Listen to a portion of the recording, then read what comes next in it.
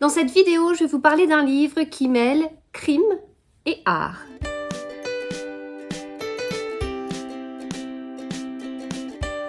Bonjour à tous, j'espère que vous allez bien. On se retrouve dans cette nouvelle vidéo pour parler de ce livre.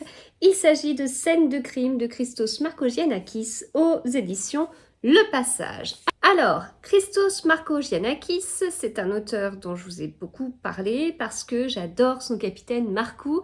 J'ai suivi toutes ses enquêtes. C'est un auteur grec qui adore Agatha Christie et du coup ça se sent énormément dans les livres qu'il a écrits avec ce fameux enquêteur. C'est un vrai régal et vraiment je suis fan.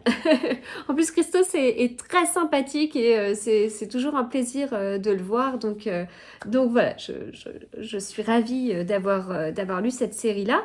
Mais ce n'est pas uniquement l'auteur de cette série, il a écrit également d'autres livres, comme cette série de livres, Scènes de crime au Louvre, et il existe également Scènes de crime à Orsay, je ne sais pas si c'est le titre exact. En tout cas, le principe est le même, c'est-à-dire que un tableau est pris par chapitre. Alors, un tableau, mais ça peut être une sculpture.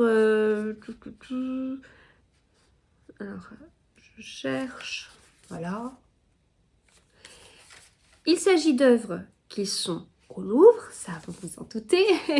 Et en fait, Christos nous propose de nous poser et d'observer. Et derrière, il nous donne des éléments pour nous prouver qu'on a affaire à une scène de crime et pour nous donner aussi des éléments de contexte, d'histoire, de mythologie. Donc c'est hyper intéressant.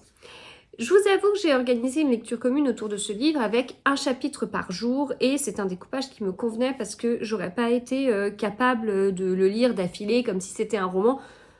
Après, j'avais envie de vous dire, je suis pas sûre que ce soit un livre qui se lise comme ça d'affilée, mais en même temps, vous faites bien ce que vous avez envie et peut-être que vous préférez le lire d'affilée et ça pose aucun souci en fait. Mais moi, j'ai préféré y aller petit à petit en fait. Ça me permettait de mieux me concentrer sur chaque œuvre. Donc vraiment de nombreuses œuvres. Comme ici, on est sur le chapitre 1, Crime et châtiment. Donc on nous dit les thèmes qui vont être abordés, notamment la justice divine. On a quelques informations donc, sur le nom de l'œuvre, la période. Donc là, on est en 1792-1750 avant Jésus-Christ. Et puis après, eh bien, Christos nous décrit de quoi il s'agit. Alors, j'ai relevé quelques passages. Vous le savez peut-être, je surligne les passages qui m'intéressent dans les livres et je mets un petit signet. J'ai pas été capable de surligner dans ce livre, les pages elles sont toutes belles, elles sont toutes glacées et tout, mais j'ai mis un petit signet par contre. Alors sur une œuvre notamment, eh bien celle-ci, enfin celle de la couverture, voilà, c'est simple de vous dire ça comme ça, celle de la couverture, qui s'appelle Marat assassinée. Cette peinture saisit l'exact moment où il rend l'âme.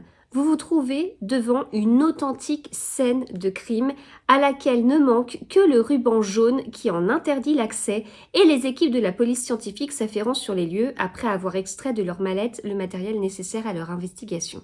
Voilà.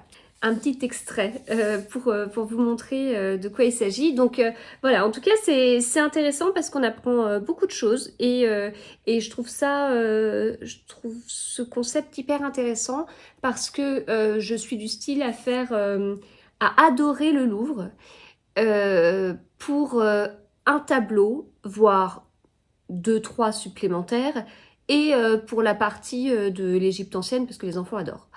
Et j'adore me perdre dans le Louvre. C'est-à-dire qu'on arrive au Louvre, on fonce à la Joconde, voilà, parce qu'on on essaye d'arriver à l'ouverture, parce qu'on sait où c'est situé, donc on sait comment faire pour y aller, très très vite. Et donc une fois qu'on a fait ça, on se dit, allez, on va à la partie Égypte ancienne, en passant par jamais le même chemin, etc.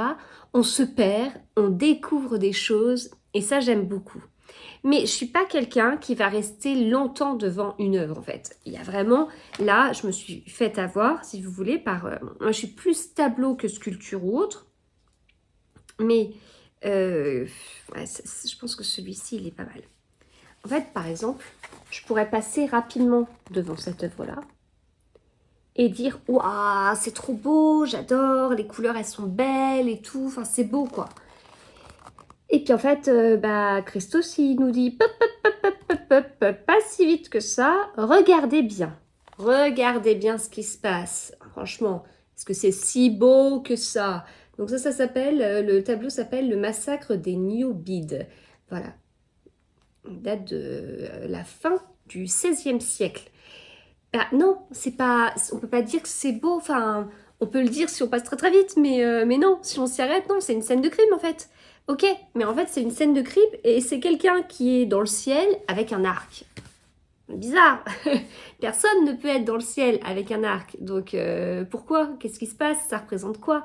Voilà.